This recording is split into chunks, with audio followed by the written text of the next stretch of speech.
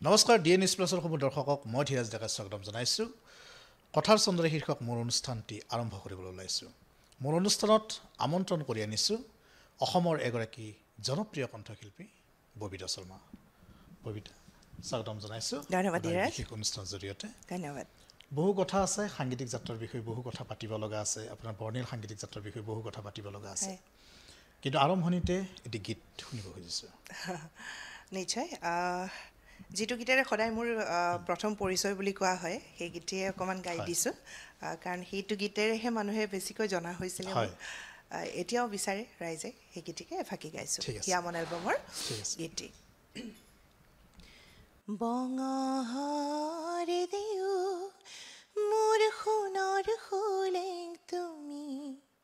চাউদাঙি ধৰিব যোৱা গৈ মোকেৰি হৈ হৈ যাব গৈ মোৰ দেহাতি তথাপি নকমে তোমাৰে ঠিকনা দি ইমানখিনি বহুত ভাল লাগিলে আচলতে এই গীতটি অসমৰ প্ৰতিগৰাকী শ্ৰোতাৰ মাজত হৃদয়ত নিমজ্জিত হৈ আছে নহয় জানো আৰু এই গীতটিৰে ববিতা শৰ্মা বুলি আমি জানিছিলোঁ আচলতে কথাটো এনেকুৱা যে গীতটি এটা গীত সম্পূৰ্ণ তেতিয়াহে হ'ব যেতিয়া সেই গীতটিত সম্পূৰ্ণখিনি বস্তু পোৱা যাব এলিমেণ্ট যাক কয় কথাখিনি সুৰটো